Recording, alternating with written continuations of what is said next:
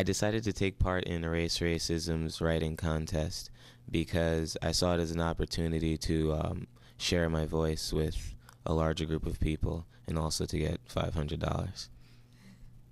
Well, growing up on Long Island, I found that many of the towns are either predominantly white or predominantly black, and there is a lot of inequality in the quality of schooling and all sorts of things. And I realized that a lot of the kids in my neighborhood didn't really know much about other people because they were separated from them. And the same thing on the other end when I went over to other towns.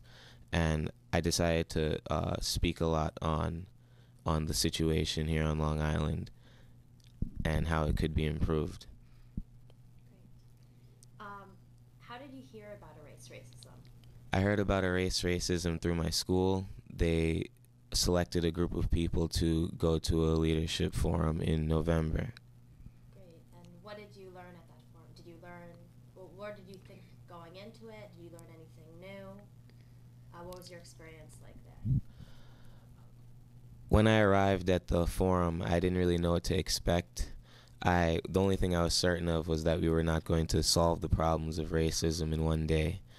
But as the day progressed, I realized that I learned a lot of things about uh, Long Island and other areas in America that I didn't know before, and that information helped contribute to my perceptions on race that I have now. And I think that the discussions that went on that day also helped people of all the neighborhoods of Long Island, learn a little bit more about uh, reality. Um, do you have advice for other students that are interested in either learning more about what's going on here on Long Island with related to race racism or taking, taking action in some way?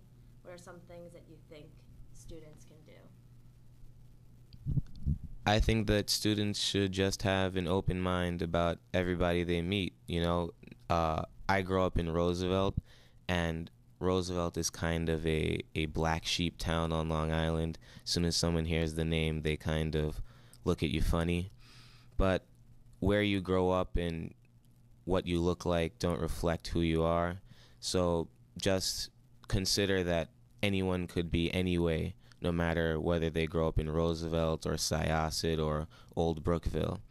And basically, with every person that you meet, try to judge their character before anything else. Great.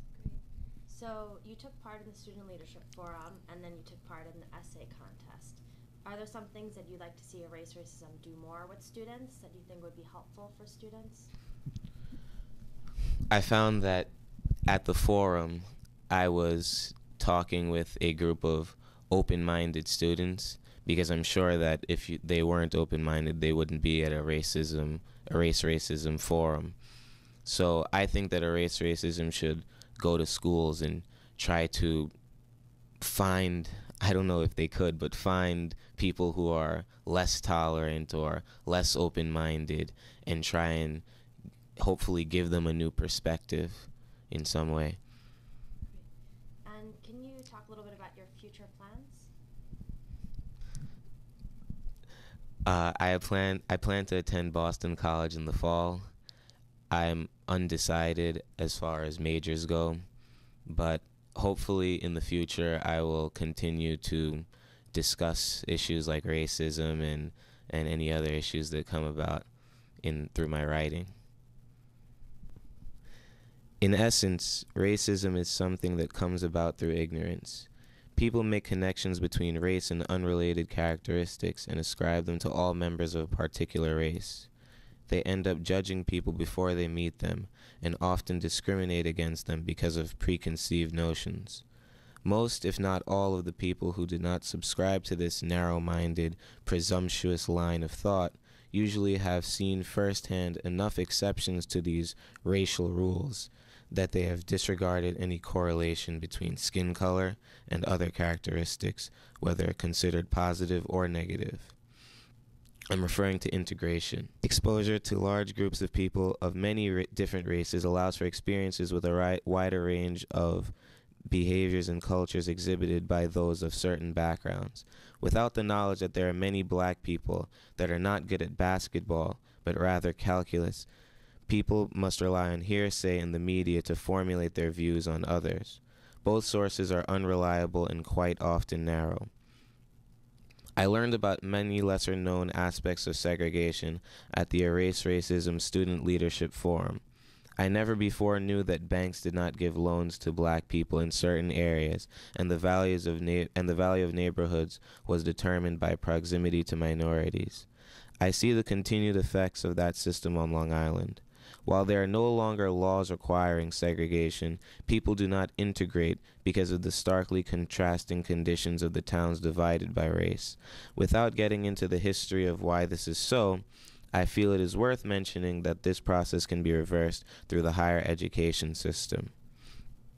Colleges and magnet schools should become the center of integration, in that each institution brings together all walks of life and all sorts of geographic, economic, and racial diversity. It is for that reason that the education system might have the greatest potential for limiting the effects of racism in America. As a young black college-bound male, I play a small role in the effort of integration. I will be attending a 75% Caucasian undergraduate institution. I have no apprehensions because I feel that I must give the benefit of the doubt as much as I would like to be granted the same privilege. I will be friendly and gravitate only to those who align with me in principle, ideology, and humor, all the makings of good friends.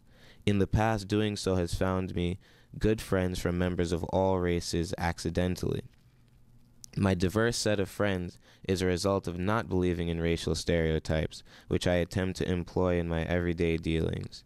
It is important for anyone interested in eradicating racism to operate in such a fashion, because often when exposed to this behavior, people who may not be as progressive tend to reciprocate and emulate this attitude. There is more to integration than just playing the role of a racial bridge. I must also play the role of the anomaly. In retrospect, it is insensitive and inaccurate to refer to myself as an anomaly, since there are more than enough black people going to college and doing well, often better than me for that word to apply. However, in the mind of a narrow-eyed person, I am. That is why I must act as the exception to whatever rule they formed in their head. Once I break all their rules, I break them free from the chains of ignorance. Once exposed, race would no longer become a consideration in deciding where to live, who to hire, who to become friends with, or who to marry. That is a step in the right direction.